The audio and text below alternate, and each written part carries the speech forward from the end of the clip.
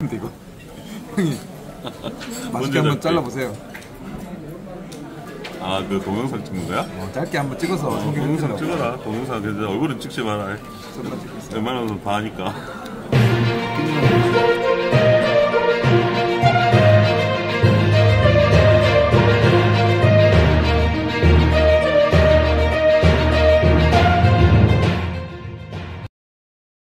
여러분 안녕하세요. 반갑습니다. 서인주 기자입니다. 이 10월이 지나가고 오늘 이제 11월 첫날 날씨가 조금 흐리고 좀 추워질 것 같습니다. 주말에는 비 소식이 있다고 합니다. 주말 또 옷 좀 따뜻하게 입으시고 한절기 감기 조심하시기 바랍니다. 오늘 이제 준비한 소식 첫 번째 소식인데 미분양에 관한 이야기입니다. 광주 미분양. 광주 미분양 아파트가 줄어들었다고? 예, 교계는 좀 가우뚱. 예, 보도자료가 나왔습니다. 국토교통부 보도자료 나온 내용인데 미분양이 줄어든 걸로 나왔네요. 좀 이상했습니다. 그래서 좀 찾아봤어요. 국감 자료들 비교 분석해가지고 그 내용을 함께 공부해 보시죠. 광주 부동산 시장 아파트 미분양, 이게 정보가 제대로 전달되지 않으면 왜곡된 정보로 내 집 마련 꿈들이라든가 선의의 피해자가 나올 수 있기 때문에 그거에 대해서 한번 생각해보는 시간들 저와 함께 공부를 한번 해보도록 하죠. 서인주 기자입니다. 금호타이어 다음 주 월요일 이전 관련해서 용역 보고에 중간 설명회를 개최합니다. 금호타이어 부지 4만 평 가량 정도 되죠. 이 송정역 역세권 개발 사업 빅그린 산단에 한 1,100억 잔금을 치렀으니까 언젠가는 이사를 하게 될 겁니다. 금호타이어 이 광주의 송정권의 도심 한가운데 딱 박혀 있죠. 주변에 상가들도 있고 KTX 송정역 이 역세권인데 이쪽이 좀 한계가 있죠. 발전축에 한계가 있어서 지금 성장 발전은 못하고 있는 상황들입니다. 이전을 하게 된다면 이사비, 우리 아파트 이사하면 보통 이사비가 한 200만 원 정도 드는데 금호타이어 이사하려면 1조 2천억 정도 있어야 됩니다. 큰 돈이 있어야 되죠. 결국엔 땅을 팔아서 그것도 비싸게 팔아서 가야 되는데 이걸 놓고 특혜 의혹들이 나옵니다. 왜냐하면 지금 공장 부지죠. 이 50년 정도 이 광산구 송정리 그 당시로는 광주에 아주 외지에 있었던 곳인데 지금은 금싸라기 땅이 된 거죠. 이거 옮기는데 1조 2천억, 땅은 공장용지에서 상업용지 땅값이 한 10배 이상은 올라가겠죠. 그러면 이거를 이제 풀어주는 지자체 광산구나 광주시 특혜 시비 또 시달릴 것 같고요. 옮겨가게 되면서 크고 작은 갈등들 일어나게 될 겁니다. 금호타이어에서 오늘 이제 인사를 내렸습니다. 인사인데 여기서 주목할 만한 임원 인사. 이 커뮤니케이션, 그러니까 여기 커뮤니케이션, 이 시민 응대 대관 언론 상대하는 상무를 새롭게 뽑았는데 그 뽑은 상무가 저하고도 아주 가까운 언론사 선배님이 거기에 가셨습니다. 상무로 가셨습니다. 이 지역 언론사에 오랫동안 계시고 광주시에서도 활동을 하신 분입니다.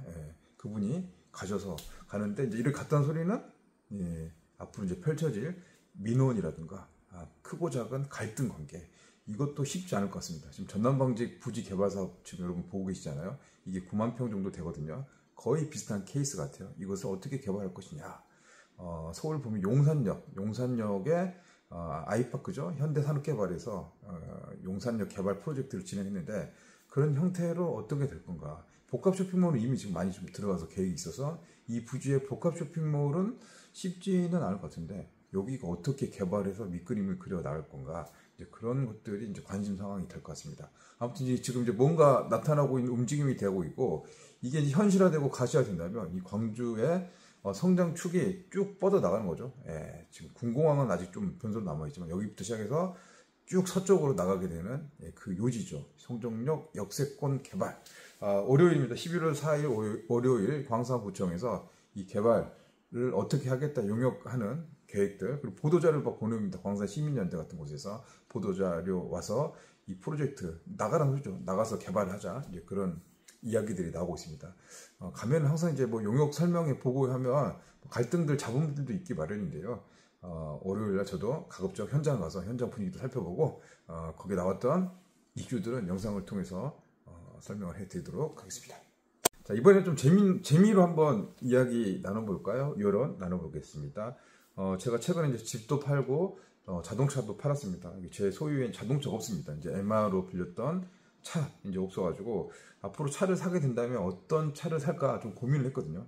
차도 뭐 자주 살 수 있는 게 아니죠. 거의 한 10년 만에 새 차가 됐던 중고가 차가 됐던 살 건데 이제 뭐 저희 좀 나이가 있고 또 아이들도 있고 그래서 지금 저희 40대 후반이니까 또 너무 좀 저렴한 이런 차 작은 차 타는 거는 실용적이긴 하지만 또 외부의 시선들 또 사회적인 뭐 그런 이제 활동들 할 때는 약간 좀 그러지 않느냐라는 시선들이 있습니다. 실제로 제가 타고 싶은 차는 레이를 생각했거든요. 경차 디자인도 이쁘고 그랬는데 또 여러분들이 또 댓글로 남겨주시더라고요. 레이가 생각보다 기름을 많이 먹는다. 예, 생각보다 연비가 안 좋다. 그런 이야기도 해주시더라고요. 뭐 전기차도 있고 여러 가지 차종도 이야기를 해주셨는데 여러분들이 한번 선택을 해볼까요? 저도 이제 고민을 하다가 5가지 케이스로 해서 만약에 제가 차를 사게 된다면 이 5가지 영역 중에 하나를 선택할 것 같은데요. 여러분이라면 이 어떤 선택을 하는지 거기 이제 조언을 좀 해주시기 바랍니다. 1번 레이, 2번 소렌토, 3번 벤츠, 4번 K5, 5번 사지 마라. 대중교통 타고 다녀라. 예, 다시 한번 말씀드릴게요. 1번 레이, 2번 소렌토, 3번 벤츠, 4번 K5, 5번 대중교통. 네, 여러분이 저라면 여러분은 어떤 선택으로 자동차, 신차 선택을 할지 조언을 좀 알려주시기 바라고요. 기타 의견도 댓글로 남겨주시면 감사하겠습니다. 자, 광주 아파트 좀 정리를 하면 이 아파트에 사시는 분들이 많아요. 광주 인구가 142만 명 정도 되는데 한 78%, 한 80% 가까이는 주거 형태가 공동주택, 소위 말하는 아파트에 살고 있다는 소리입니다. 한 80만 명, 90만 명이 아파트에서 다 살고 싶죠? 근데 아파트가 오래된 아파트가 많아요, 광주가. 20년, 30년 된 구축 아파트, 오래된 아파트 살다 보면 아무래도 생활 편리성이 좀 떨어지죠. 주변에 인프라도 잘 갖춰지지 않기 때문에 새로운 아파트, 좀 좋은 아파트를 가려고 합니다. 그래서 보면 대부분이 우리가 말하는 얼죽신, 얼어 죽어도 신축 아파트, 예, 그거 가려고 합니다. 새 아파트는 이제 과거와 그 개념으로 봤을 때 버전이 완전히 달라졌거든요. 이 새 아파트, 야, 이거 뭐 이 살면서 느끼는 주거의 만족도 그리고 시세 차이, 살면서 집값이 오르는 이 2가지 효과를 기대를 할 수 있을 텐데 그래서 신축 아파트, 대단지 아파트를 선호를 합니다. 근데 요즘 문제는 뭐냐, 그 아파트 가격이 올라도 너무 올랐다. 고분양가다. 2,500, 3,000 비싸니까 가고는 싶은데 못 가는 겁니다. 저도 마찬가지예요. 가고는 싶은데 못 가는 겁니다. 그래서 고민이 돼서 선택지 좀 낮추는 게 준신축 한 5년에서 10년 정도 되는 아파트, 그거 좀 괜찮죠. 이런 거 좀 보고, 이제 그게 안 되신 분들, 이제 신혼부부 자금력이 안 되신 분들은 이제 구축 아파트 리모델링 하거나 그렇게 이제 사는 분들도 계십니다. 그리고 광주가 이제 알다시피 이 작년부터 민간공원 특례 사업, 이 아파트, 이 산을 깎아가지고 공원을 만들어요. 이 아파트 공급해서. 그런 것들이 10개가 만들어졌습니다. 10개. 되게 큽니다. 이 아파트 분양 단지들도. 대단히 아파트들이 많아요. 뭐 2,000세대 넘어요. 2,700세대, 또 뭐 1,500세대, 뭐 1,000세대 아파트들이 딱 나오니까 이걸 합쳐놓고 보더니 한꺼번에 분양 물량이 10,000세대가 넘게 나왔습니다. 요것만 있냐? 또 민간 아파트, 지역주택조합 아파트, 뭐 재건축, 재개발 아파트, 크고 작은 신축 아파트 물량들이 광주 곳곳에서 쏟아져 나오기 시작하니까 이 봇물 터지듯이 한꺼번에 광주 시장에 인구가 그렇게 많은 것도 아닙니다. 142만 정도 되는 이 광주 부동산 시장에 새 아파트가 막 쏟아져 나오고 있고, 다들 입지들이 또 다르죠. 브랜드도 다르고 공급바도 다르고 신축. 근데 전체적으로 이게 업그레이드가 됐어요. 가격이 높아져서 나왔다는 소리입니다. 기존에 있는 가격에서 평당 분양가가 평균적으로 1,800, 1,900, 2,000만 원까지 올라가고 있습니다. 공사비가 늘어나고 있죠. 많이 올랐잖아요. 금리도 올라가고 있고, 뭐 시멘트, 철근값 다 올라가다 보니까 이제 이런 비용들이 고스란히 분양가에 반영되고 있다. 민간 공원 아파트 같은 경우는 여기에 플러스 알파로 공공기여금, 공원을 만들어지는 거죠. 공원. 근데 그 돈들을 결국은 분양가에 녹였다. 잘 모르지만 그 돈들이 녹여서 우리 돈으로 내게 된다. 결국은 부메랑이다. 이렇게 돌아왔다. 그래서 미분양이 지금 어떻다? 많다 적다? 많은 겁니다. 미분양이 지금 많이 나오고 있습니다. 저는 이제 날마다 지금 그 광주 부동산 시장을 보고 있잖아요. 흐름도 보고 있고, 또 현장에서 부동산 시행사 회장님, 대표님, 분양대행사 대표님, 공인중개사, 이삿짐센터 관련해서 이제 이런 분들 계속 지금 만나서 이야기 듣고 있잖아요. 그러면 어느 정도 감이라는 게 있잖아요. 감. 지금 시장이 어떤 감인가. 내가 집을 내놔서 6개월 넘게 집을 팔려고 내놨어요. 우리 아파트. 준신축 아파트. 34평 A타입 13층입니다. 최고 고점 한 2년 정도 지났을 때보다는 가격이 좀 떨어졌어요. 근데 우리만 떨어졌을까? 광주에 있는 아파트 전체가 다 빠졌다는 소리입니다. 고점 대비했을 때 한 75% 정도는 줄어들었다는 소리죠. 아파트 값 옛날 생각해. 본전 생각나. 화장실 갈 때 올 때 다르다라고 생각하면 집 파는 사람 입장에서는 비쌌을 때 생각을 하는 거죠. 이 가격에. 사는 사람 입장에서는 제일 쌌을 때를 생각하다 보니까 이게 이제 미스매칭이 안 되는 겁니다. 지금 이게 이제 현실이죠. 그리고 건설사들이 못 버티는 겁니다. 이 중소형 건설사들, 이 자금, 결국 돈, 자본력이 없는 회사들이 분양 시기가 좋았던 3, 4년, 5년 전에 무조건 이제 땅만 보이면 이 땅을 대출을 받아서 돈이 부족하면 같이 하자라고 해가지고 동업 형식으로 이 광주의 빈 땅들, 짜투리 땅들 잡아가지고 거기서 막 올려서 갑니다. 그 브랜드를 붙여야 되니까 가장 많이 선호했던 브랜드, 큰 데는 못하죠. 작은 땅에 짓는 사업은 사업성이 결여되기 때문에 대부분 한국건설, 한국아델리움 이런 것들 지금 많이 들어가서 했다가 이번에 문제가 터졌죠. 법정관리 나왔다는 소리입니다. 여기서 같이 연루된 회사들, 관계된 회사들, 좀 작은 회사들, 규모가 적고 했던 회사들이 속칭 말하는 물리는 겁니다.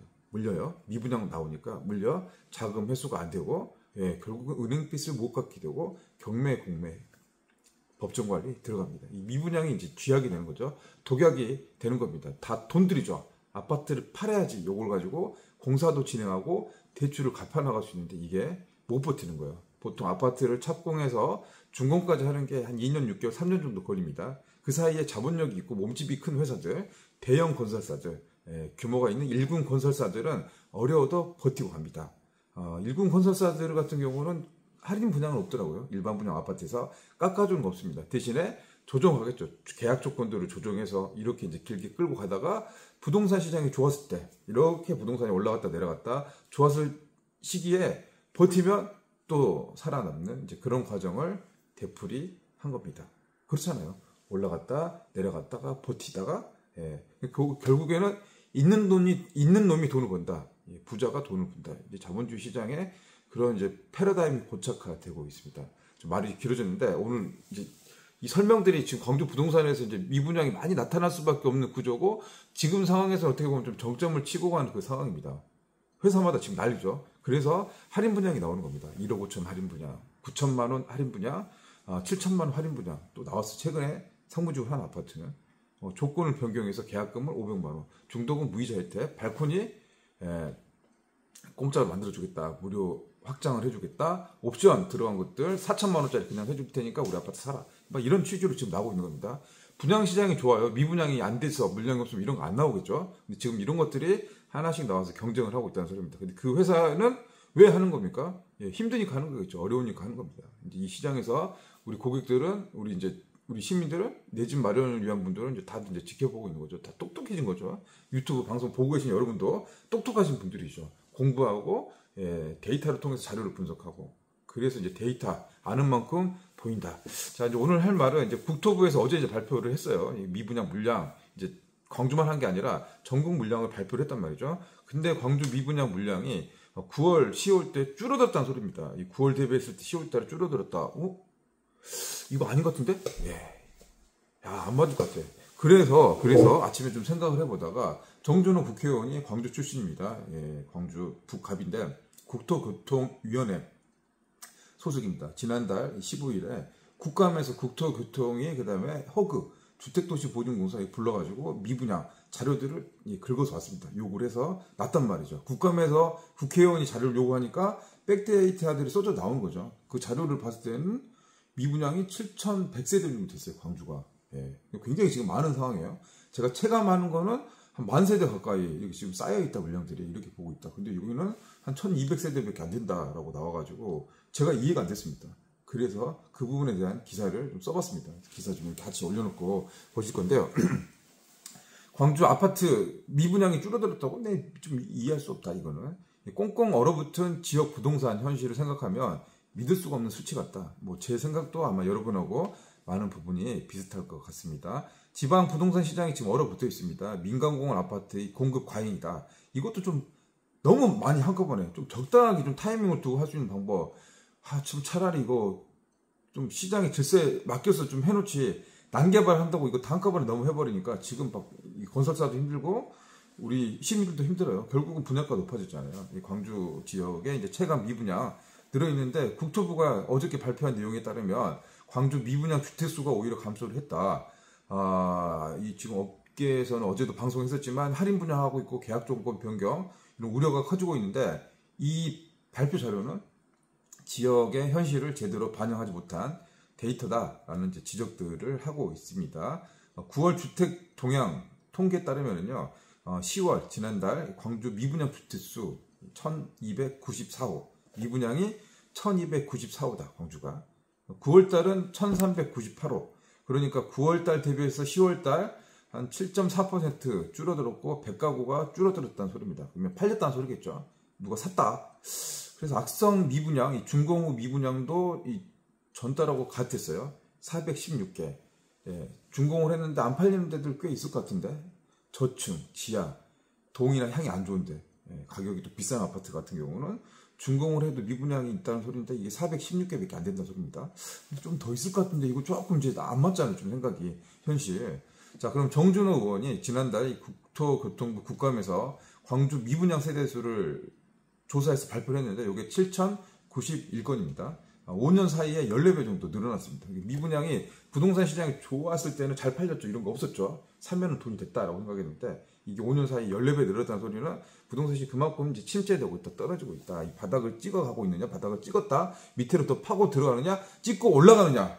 예, 그 타이밍은 예상을 하기 힘든데 이 자료 보면 이 주택도시 보증공사 허그 이 똑같은 자료인데 같은 데에서 나온 자료인데 9월달하고 요게 비슷한 시기고 동일한 미분양 정보예요. 광주인데 좀 차이가 나와. 이거를 이제 제가 이제 보았을 때는 좀 왜곡된 정보 같다. 이 자칫 잘못된 이 주택 정보, 미분양 정보가 지역 부동산 시장이 가뜩이나 어려운데 이 시장을 좀 교란시킨다. 한편으로 내 집 마련을 위한 서민들의 피해를 줄 수도 있다. 이 정보가 제대로 돼야지 그 해법을 보고 진단을 하고 솔루션을 찾을 거잖아요. 근데 이게 이제 계속 좀 왜곡이 되고 있다는 겁니다.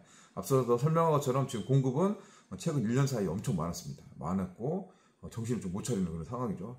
내년은 근데 입주 물량 좀 적어요. 한 4,500세대. 차이는 조금 이제 변수도 있을 것 같지만 아무튼 이런 상황에서 예측과 좀 다른 현장과 좀 다른 미분양 정보 믿을 수가 없다. 이 건설사 같은 경우도 미분양이 많이 나오면 아무래도 안 팔렸다는 소리잖아요. 이 아파트 매력이 떨어졌다, 경쟁력이 떨어졌다, 뭔가 문제가 있다라고 생각해서 미분양 계약이 안 되고 그러면 더 안 사겠죠, 안 팔리겠죠. 당연히 숨기겠습니다. 그것도 국토부에서 강제로 정확하게 조사해서 할 권한은 또 없죠. 개인의 시장 자율이니까. 그래서 이 정보들 제공들을 100% 신뢰할 수가 없다. 예, 여기 나왔던 거는 이제 미분양 정보는 100% 맞을 수가 없다라고 해석을 하시게 될 것 같습니다. 아무튼 미분양 세대의 급증은 이 건설 자재비 상승, 고물가, 고유가 이 상황에 따라서 나온 원인으로 분석을 할 수 있습니다. 이 와중에 광주는 주택 거래량도 감소를 하고 있습니다. 주택 거래량도 어떻게 줄어들고 있다. 예, 이거는 뭐 데이터를 안 봐도 제가 알아요. 거래해봤더니 안 팔리더라. 우리 아파트도 물량들 아파트 팔려고 내놓으신 분들이 많은데 이게 안 팔립니다. 그리고 단지로 봤을 때 한 아파트만 데이터를 보는 게 아니죠. 우리가 한양수자인인데 중흥 S클래스, 제1풍경채, 호반 요것도 다 보고 오신단 말입니다. 예, 물량은 많은데 떨어졌다. 대신에 지금은 월세, 전세는 물량이 이것도 줄어들고 있습니다. 거래가 줄어들고 있는데 이게 줄어들었어요. 매매가하고 차이가 좀 있어가지고 요걸 놓고 이제 시장이 반등할 수 있다. 내 집 마련하려고 하는 사람들이 늘어날 수 있다. 그런 시그널도 감지가 됩니다. 근데 이거를 확인할 수는 없는 상황인 것 같고요. 이런 이제 그 시그널 이런 이게 좀 보이거든요. 그러면 내년 중반까지는 살짝 소폭에서 보합 내지는 반등한다. 입지에 따라서 양극화가 될 것 같아요. 내년 초 중반까지는 오르는 데는 오를 것이다. 이제 그렇게 예측을 하고 있습니다.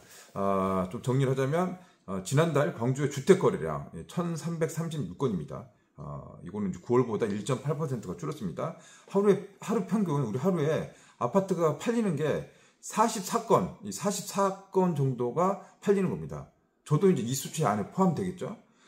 이거는 이제 전년 같은 달보다는 9.3%, 5년 평균보다는 33%가 줄어들었다. 광주의 9월 전월세 거래량은 5월보다 전월보다 5.8% 줄어들었어요. 3,592건이라고 합니다.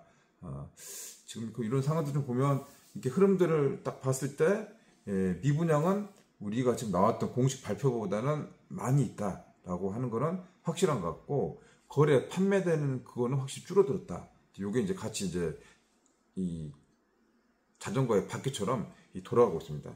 어느 순간에 이게 이제 바퀴가 빠질 건지 제대로 해서 더 빨리 달려갈 건지 그걸 좀 잘 지켜보고 있다가 광주의 이제 부동산 아파트 경제 시장을 좀 이해하는 하나의 흐름으로 살펴보시기 바랍니다.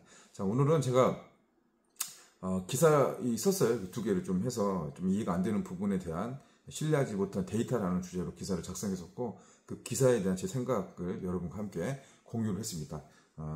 참고를 하시고요. 또 여러분들 또 댓글로 여러분 동네, 여러분 아파트, 여러분 이사 관련된 이야기를 남겨주시면 그걸 통해서 우리가 공부를 하고 한 단계 더 나아가는 광주의 경제인 시민이 되도록 하시죠. 저는 또 다음 시간에 또 찾아뵙도록 할게요. 여러분 오늘 하루도 고생 많으셨습니다. 감사합니다.